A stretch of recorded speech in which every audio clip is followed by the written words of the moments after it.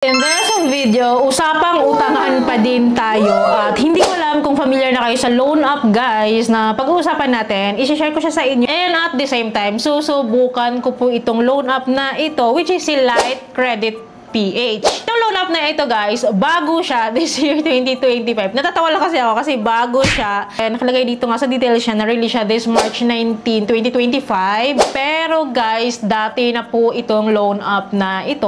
Last year pa po, nag-e-exist na siya at hindi ganito ang logo niya last year. Meron siyang dating logo na color red, white ata yun. Then, ito na nga yung bago niyang logo ngayon which is the blue one na. Well, for your information, itong si Light Credit PH po is under po siya kay Prima Fintech Software Development Corporation. So, tinignan ko siya sa SEC website. Patid niya nga si Prima Loan. At legit po siyang naka-register po doon and licensed to operate siya. But, sabi ko nga sa inyo, doesn't mean naman na itong mga existing loan app na ganito na kahit registered sila sa SEC, ang dami na rin kasing mga anomalya ngayon. Hindi lahat ng loan app is mapagkakatiwala natin kahit pa sila ay nasa SEC list. Well, makikita nyo naman dito no, na meron siyang kakaunting reviews kasi nga po, nagbago ang loan app na ito. Bukod sa nagbago siya ng anyo, nagbago rin yung kanyang application process maybe. And let's see guys kung maaprubahan tayo dito. Well, Light Credit PH promises sa mga first time borrower daw dito ng high credit limit daw maximum to 25,000 pesos. Nagbago nga siya kasi before medyo higher yung kanyang pa-loan offer. So, let's see. Well, sa mga new pa lang nakilala itong si Light Credit PH, the moment na napanood nyo yung video, huwag nyo muna i-download ha. Panoorin nyo po muna itong video ko para makita nyo yung buong application process niya, kung ano po yung mga documents na hinihingi po nila, kung meron tayong available, and kung ano po yung mga detalye ng application dito na kailangan nyo pong malaman. Then tingnan nyo rin kung magkano din talaga yung loan offer niya sa atin, at magkano yung interest rate niya. Ngayon, kung magustuhan nyo siya, tsaka pa kayo mag-try dito dahil magre-recommend naman ako ng isang app kung gusto ko talaga, pero kung hindi talaga, hindi ko yan i-recommend. Kaya keep watching. Well, dinownload ko po yung loan app na to. And then, meron silang mga privacy policy po dito na we need to agree or confirm po, no, para makapag-proceed tayo. So, and then after that, meron nga po siya ditong nakalagay sa kanyang dashboard po na may maximum credit amount siya na 25,000 pesos. Siyang mga loan details dito regarding their pautang nga. Pero hindi po talaga ako nagre-rely dito kasi too good to be true na lang din, no. Malalaman na lang natin yung talagang totoong interest rate niya, loan terms niya, offer niya sa dulo ng application at kapag makapag-disburse tayo dito. Meron siyang qualification on who can apply. So, over 18 years old daw, Filipino, have an ID, and then have a phone number.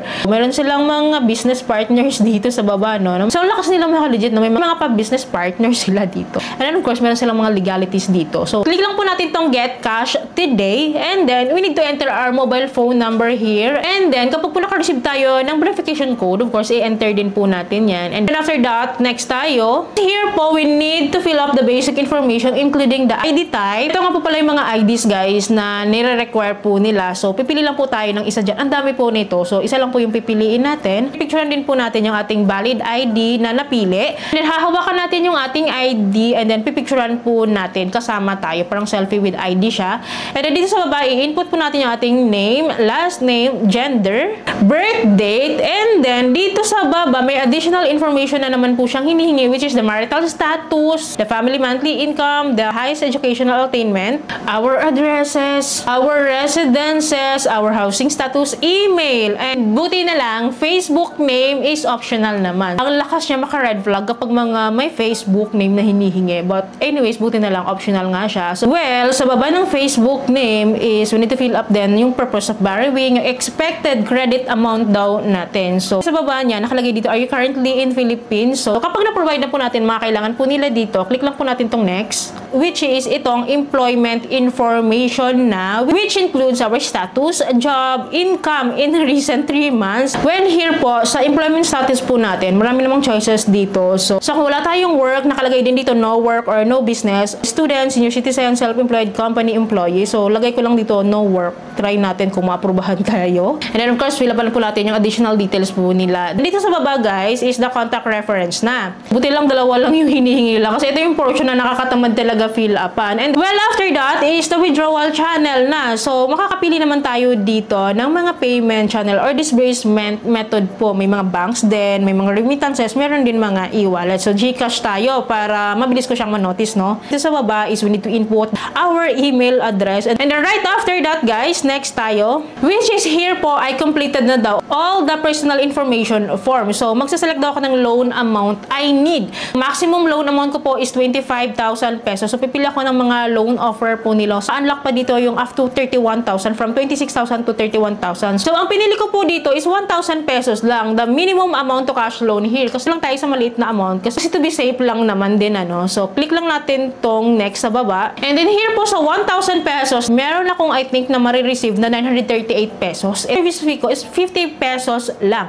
And meron akong payable total loan amount 1,024. So, medyo okay siya sa akin. Kung ito yung titingnan ko ha, kung i-assess ko siya dito, medyo nagbago nga itong si Light Credit. Kasi compared po before, guys, hindi siya ganito. Sobrang taas ng service fee niya. So, 1,000 pesos ang marireceive mo before is 650 na lang. So, ito yung pagbabago ni Light Credit. Bumaba yung kanyang service fee. Based dito ha, and nakalagay dito sa installment repayment niya dito na 7 days to pay lang siya. May interest rate ako na 24 pesos. Ito yung mga interest rates niya, nominal, effective daily interest rate, effective monthly interest rate. Ang nagbago sa Light Credit po, itong effective monthly rate. Before, nasa 12% siya mahigit. And ang laki ng binagsak niya, 2.44% na lang. Pero 7 days to pay. Pero medyo malaki pa rin yung makukuha natin compared talaga before na ang lala niya, lala ng pagka-loan shark nitong app na to. Compared ngayon. So, I think this is the new version of Light Credit 2.0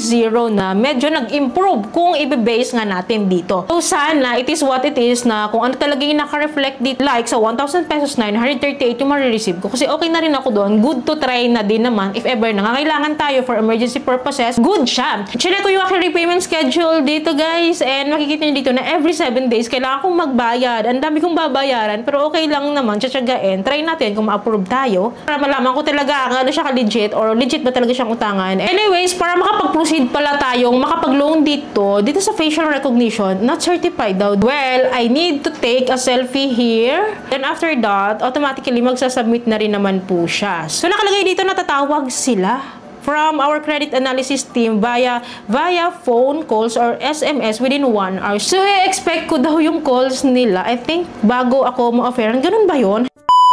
Ang tagal niyang mag-evaluate ha. Under review pa rin po siya. Ang tagal niyang mag-approve. Kasi tagal kong nag-antay dito. Actually, few hours din na binalikan ko siya. Pero wala pa din talaga. Ang tagal niyang mag-approve, guys. I-update ko na lang po kayo in case na ma-approvehan ako dito and makapag-disburse ako dito. I-update ko din kayo kung magkano po yung marireceive ko, kung legit ba talaga yung loan details nila dito. Kung sino po nakapag-try dito kay Light Credit PH. So, paki-comment down below naman po yung experiences nyo at kung legit ba talaga yung kanilang pautang. Well, anyways, patuloy naman po akong mag-update sa inyo time to time sa mga different loan apps, lalo-lalo sa mga bagong loan apps na katulad nito ha, hindi siya bago, luma siya, pero mukha siyang bago kasi nga nagkakaroon siya ng mga update. Dapat po nakasubscribe kayo and click yung bell button para lahat po ng videos ko is updated and notified po kayo. So, yun lamang po. Thank you for watching this video. Bye!